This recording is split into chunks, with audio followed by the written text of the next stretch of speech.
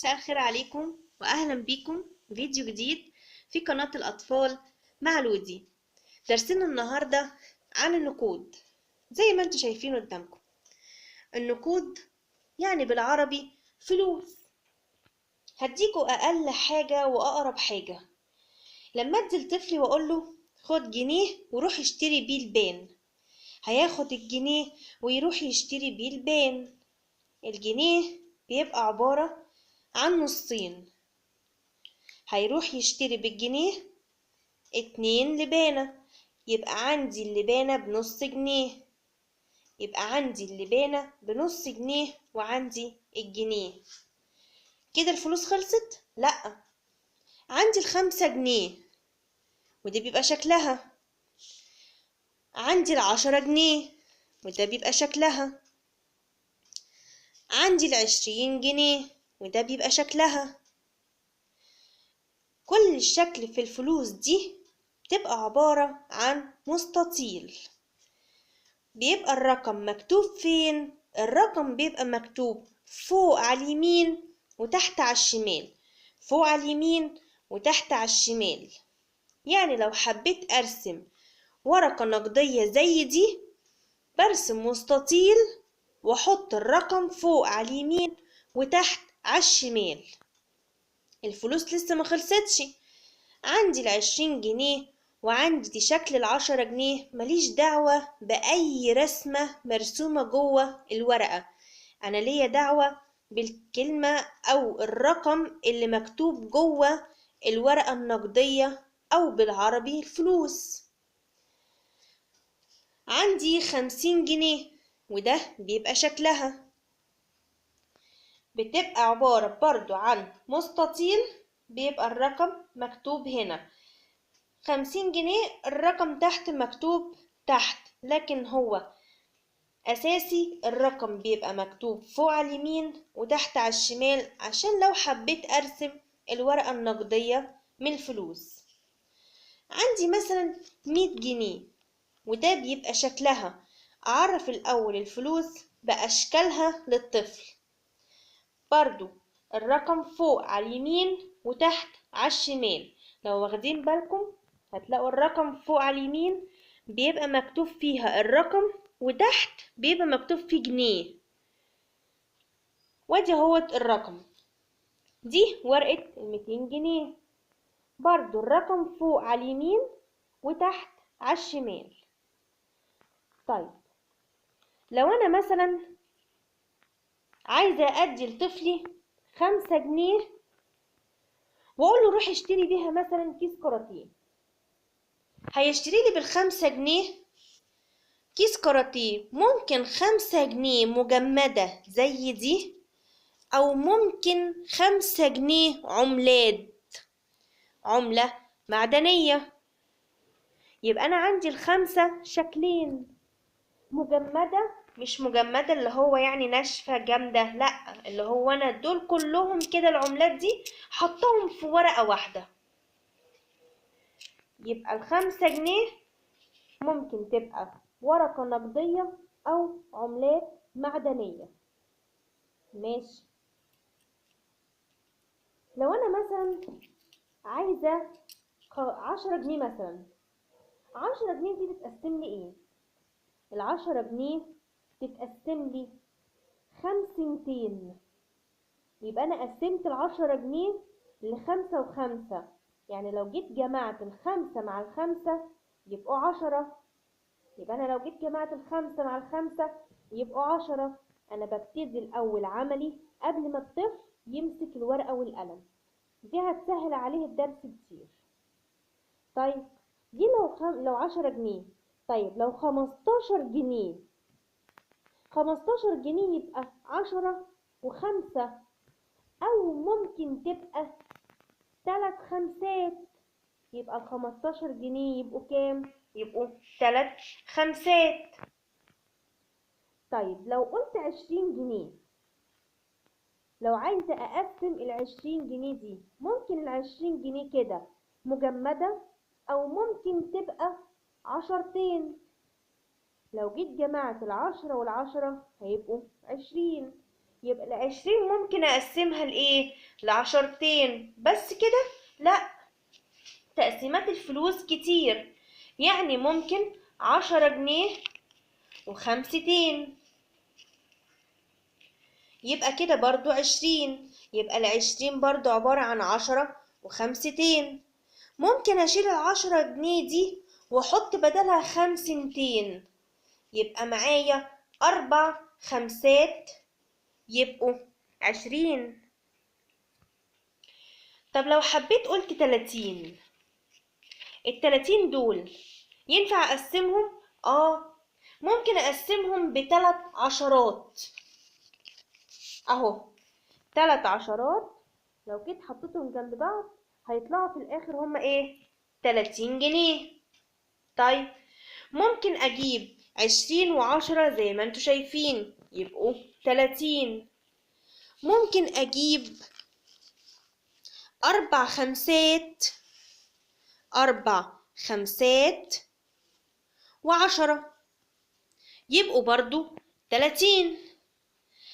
لو عايزة أقسم معايا 50 جنيه وعايزة أقسمها، أجي ال50 جنيه أهو عايزة أقسمها، ممكن أعمل 25 و25.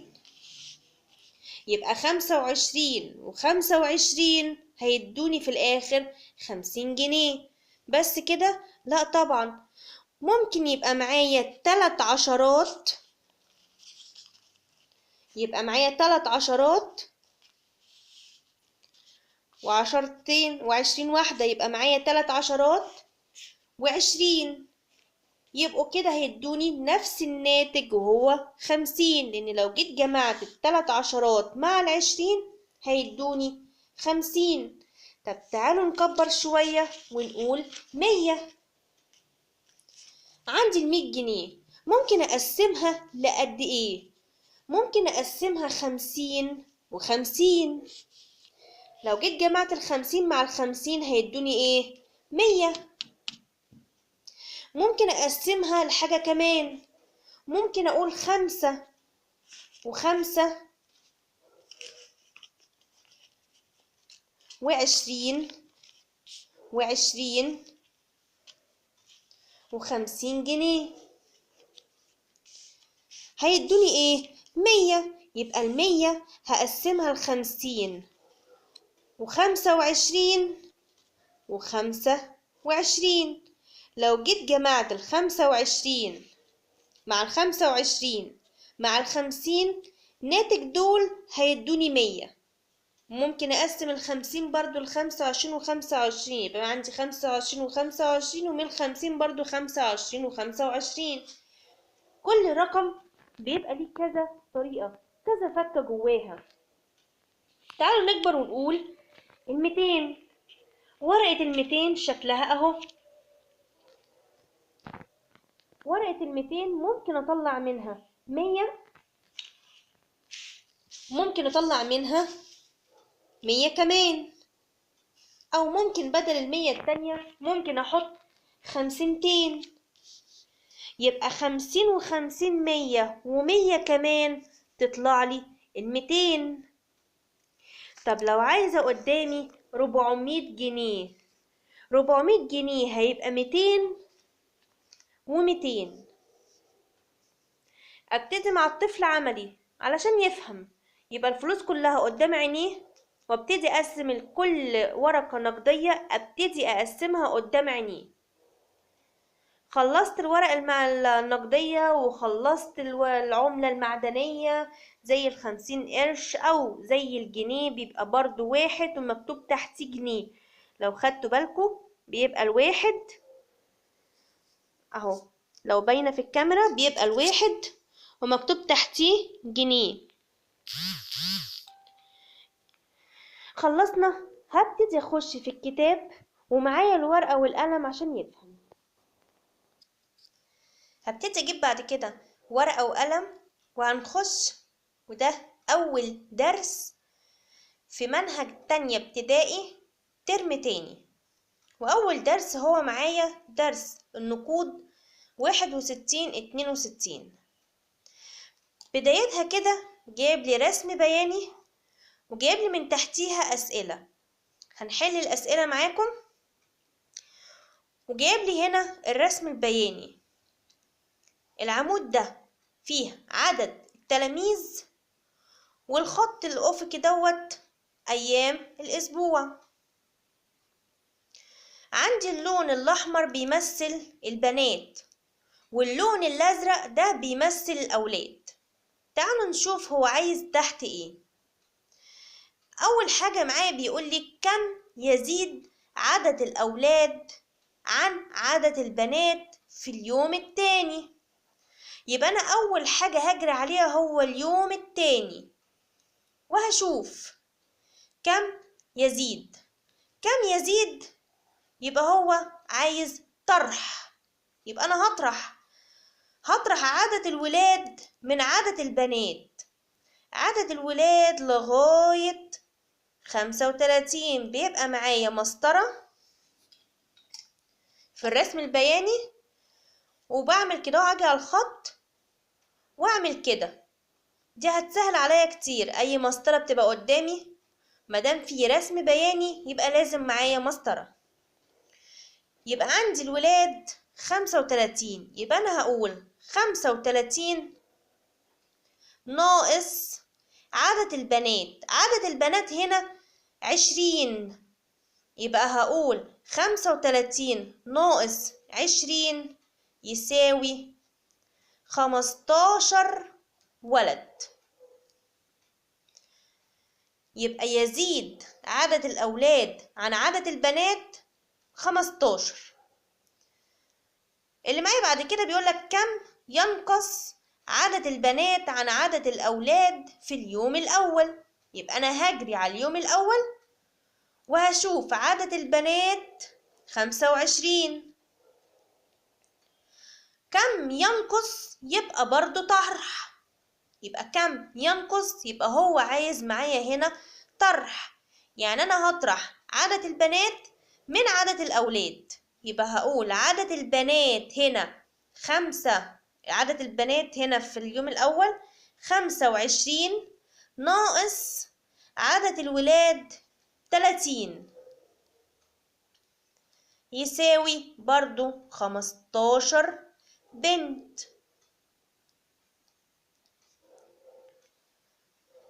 السؤال الثالث وهو بيقول مجموع يبقى جمع. مجموع البنات والأولاد في اليوم الثالث. يبقى هروح على اليوم الثالث وهشوف عدد الولاد كام وهجمعها مع عدد البنات علشان أشوفهم كلهم مجموعهم كام. يبقى هقول 25 زائد برضو 25 يبقى 50 بنت وولد. يبقى مجموع البنات والأولاد 50 بنت وولد. نخش في درس النهاردة وجايب لي كذا شكل معايا وتحديها الفلوس. أول حاجة معايا وهو الجنيه. أنا لو معايا جنيه ممكن أقدر أشتري بالجنيه إيه؟ ممكن أقدر أشتري بيه قلم رصاص. طب لو معايا 5 جنيه أقدر أشتري بيها إيه؟ أقدر أشتري بيها حزمة أقلام رصاص، يعني في حدود 5 أقلام. طب لو معايا جنيه تاني ممكن أشتري بيه إيه؟ ممكن أشتري بيها دبوس. الدبوس اللي هو في بتاع الورق اللي بنشبك بيه الورق. طب لو معايا 10 جنيه ممكن أشتري بيها حصالة أحوش فيها فلوسي، دي بتتجاب من عند أي مكتبة. طب لو معايا 50 جنيه ممكن أشتري بيها فستان.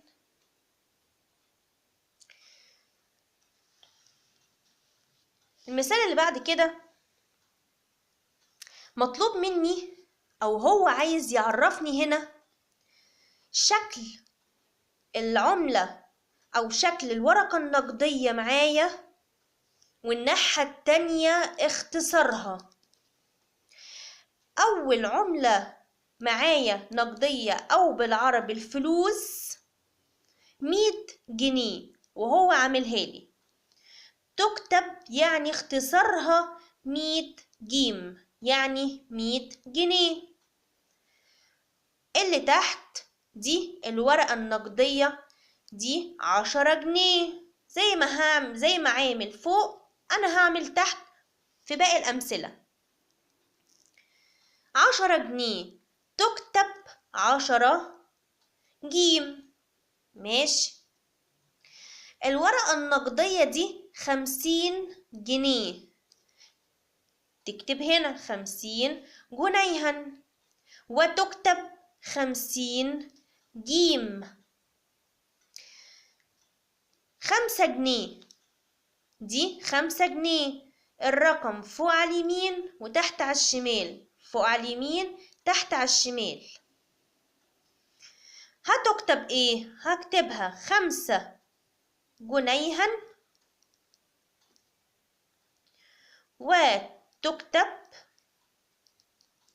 5 جيم. الورقة النقدية اللي بعديها الجنيه، برضو هعمل 1 جنيها، وتكتب 1 جيم. هو هنا عايز يعرفني شكل الورقة النقدية واختصارها بتتكتب جيم بدل جنيها. الورقة النقدية اللي بعد كده 20 جنيه. 20 جنيه هتكتب 20 جنيها، وتكتب اللي هي اختصارها 20 جيم. الورقة النقدية وآخر ورقة معايا وهي 200 جنيه، هتبقى 200 جنيها، وتكتب 200 جيم. دي كده طريقة. معايا طريقة تانية، إن أنا هشوف الورقة النقدية وممكن أقسمها لكام ورقة زي ما وريتكم في أول الفيديو.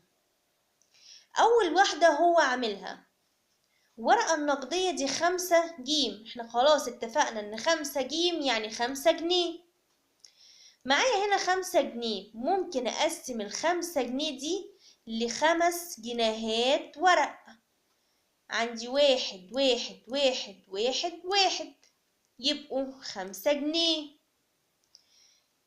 الورقة النقدية اللي بعديها دي 10 جنيه، هو عاملها لي وبيقول لي ان ال10 جنيه دي ممكن اقسمها ل5 و5، يبقى هكتب تحتيها هنا 5 جيم و5 جيم، عشان لو جيت جمعت ال5 جيم مع ال5 جيم هتديني نفس الناتج وهو ال10. الورقة النقدية بعد كده بتقول 20 جيم يعني 20 جنيه، هتتقسم ل10 و10، 10 جيم زائد 10 جيم، برضه لو جيت جمعتهم هيدوني 20 جنيه. الورقة النقدية اللي بعد كده 50 جنيه. 50 جنيه هو هنا مقسمها لي ل20 و20 و10، يبقى اكتبهم تحت كده 20 زائد 20 جيم زائد 10 جيم، لو جيت جمعتهم هيدوني 50 جنيه. العملة آخر عملة وهي 100 جنيه، هو هنا مقسمها لي 50 و50، يبقى 50 جيم زائد 50 جيم هيدوني 100 جنيه. ودي تاني طريقة معايا. هنا بيقول لي صل من العمود ألف بما يناسبه من العمود ب كالمثال الأولاني. هو عامل لي المثال الأول وبيقول لي إن ال10 جنيه وصلها لي إن أنا ممكن أقسمها ل5 ورقة مجمدة زي دي و5 عملات معدنية. تاني واحدة معايا مديني 4 خمسات يعني 20 جنيه. يبقى أنا أروح ووصلها وأشوف فين هنا ورقة ال20 جنيه مجمدة. 20 جنيه مجمدة وهي أول واحدة أهي. تاني واحدة معايا مديني 20 زائد 20 كمان زائد 10. أكتب الناتج فوق علشان منساش. كل ورقة نقدية أكتبها فوق وأعمل يساوي وأجمع. 20 و20 و10 50. فين هنا ورقة ال50 جنيه؟ أهي.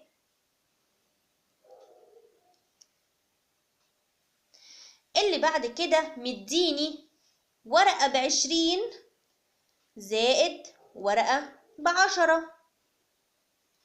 يعني 30 جنيه. فين هنا ورقة ال30 جنيه؟ طبعا ال30 جنيه ما فيهاش ورقة صحيحة، ممكن تبقى 20 و10 وممكن تبقى 10 و5 اهي. الورقة النقدية اللي بعديها ورقة ب200. ال200 دي ممكن أقسمها لكم ورقة نقدية؟ ممكن أقسمها ل500 و100. يبقى ال200 ممكن تتقسم ل500 و100. آخر ورقة نقدية وهي الورقة ب100. ممكن ال100 جنيه دي أقسمها لكم ورقة نقدية؟ ممكن أقسمها ل50 و50 يبقوا 100. ممكن يجيبها لي بطريقة أكبر وأصغر من زي ما انتوا شايفين في المثال اللي قدامكم.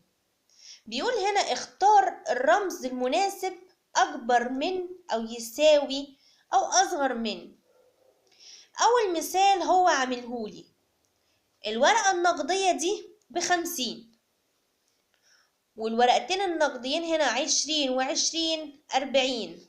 هكتب فوق علشان مننساش 50 و40.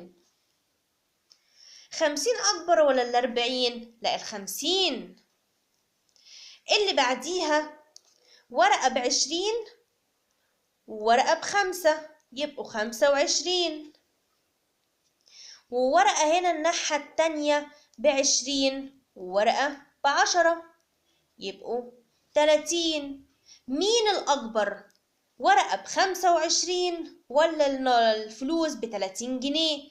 لا ال30 جنيه أكبر. طيب اللي بعديها مديني ورقة ب10 جنيه ومديني ورقة ب5 يعني معايا 15 جنيه. ومننساش علامة الجنيه اللي هي اختصارها. والناحية التانية مديني 5 مجمدة و5 عملة معدنية يعني 10 جنيه. يبقى أنا معايا 15 جنيه ولا 10 جنيه الكبيرة؟ لا ال15 جنيه. هنا مديني بعد كده ورقة نقدية ب5 ومديني 3 ورقات بجنيه يعني 8 جنيه. 8 جيم. وهنا مديني ورقة ب10 جنيه. مين الكبير لما يكون معايا 10 جنيه ولا يكون معايا 8 جنيه؟ لا طبعا ال10 جنيه هي الكبيرة. طيب اللي بعديها مديني ورقة ب200 والناحية التانية مديني ورقة ب100 زائد 50 زائد 50 يعني 200 جنيه. مين الكبير؟ هنا 200 وهنا 200 يبقوا يساوي. اللي بعد كده مديني 100 جنيه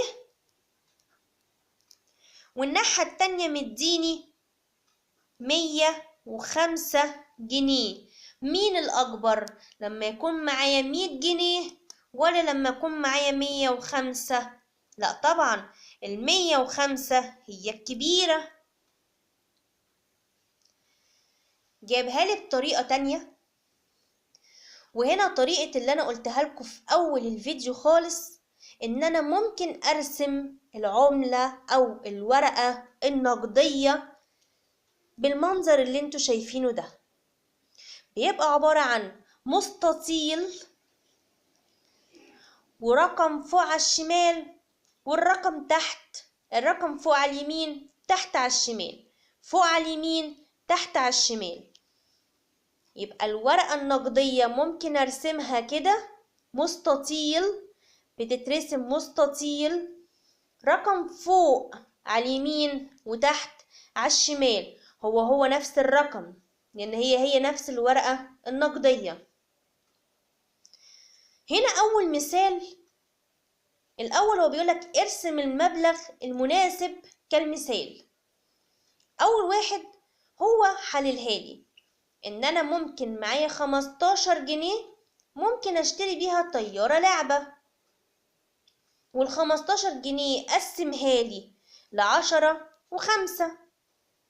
طيب أنا تحت هنا معايا 21 جنيه واشترالي بيها عربية لعبة. أنا أقسمهم إزاي؟ أول حاجة أنا هطلع الجنيه وأعملها عملة معدنية. هعمل كده هوت 1 وتحتيها الجنيه، وهاجي الناحية التانية جنبيها هرسم ورقة نقدية ب10، وورقة كمان نقدية ب10. لو جيت جمعت 10 و10 و1 يبقى 21. المثال اللي بعد كده معايا 13 جنيه واشترالي بيها حصان لعبة. يبقى أنا هطلع ال3 جنيه هنا كده وأعملهم 3 عملات نقدية، وهعمل برضو 1 وتحتيها الجنيه، وهنا 1 وتحتيه أكتب جنيه، 1 وتحتيها جنيه. وهرسم 10 جنيه، هرسم 10 جنيه، الرقم فوق على اليمين تحت على الشمال، فوق على اليمين تحت على الشمال. المثال اللي بعد كده معايا 100 جنيه واشترالي بيها عجلة. هقسم ال100 جنيه دي، طبعا انتوا عارفين ان احنا ممكن نقسمها بكذا طريقة، بس عشان انا هستخدم الرسم يبقى كفاية عليا ان انا اعمل ورقتين، ورقة ب50 وورقة ب50. يبقى كده 100 جنيه، رقم فوق على اليمين هو نفسه الرقم تحت على الشمال، الرقم فوق على اليمين تحت على الشمال زي ما هو طالب في أول مثال. هتقولي مع ال50 جنيه الأساسية، ال50 تحت مكتوبة هنا في الحقيقة، هقولكوا زي ما هو طالب في كتاب المدرسة. معايا بعد كده 65 جنيه واشترالي بيها تيشيرت.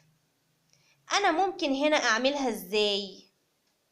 هعمل ورقة ب5، هطلع ال5 وأعمل بيها ورقة مجمدة، يبقى 5 و5 رقم فوق على اليمين تحت على الشمال، وورقة ب10 فوق على اليمين الرقم تحت على الشمال، وورقة ب50 الرقم فوق على اليمين تحت على الشمال. ومعايا آخر رقم معايا، وده من كتاب المدرسة، بيقولك 18 جنيها. ارسم المبلغ. يبقى أنا كده هطلع وهعمل التمانية ممكن أقسمها لإيه؟ هقسمها 3 عملات. هعمل الأول 1 وأعمل تحتيها جنيه، واكتب 1 واكتب تحتيها جنيه. مينفعش جوه اكتب اختصار، لان هو اصلا في الحقيقة العملة المعدنية بتاعت الجنيه مكتوب من تحتيها جنيه، مش بالاختصار اللي هي الجيم. واكتب 1 واكتب تحتيها جنيه، واجي جنبها وهعمل ورقة نقدية 5 فوق، الرقم فوق على اليمين، تحت على الشمال. وهعمل آخر ورقة معايا ب10، 10 الرقم فوق على اليمين، تحت على الشمال. يبقى كده لو جيت جمعت هقول 3 و5 و10 ب18 جنيه. متنسوش تعملوا اشتراك للقناة علشان يوصلكوا باقي الفيديوهات بتاعة الترم التاني لسنة تانية، واعملوا لايك للفيديو. اشوفكم على خير.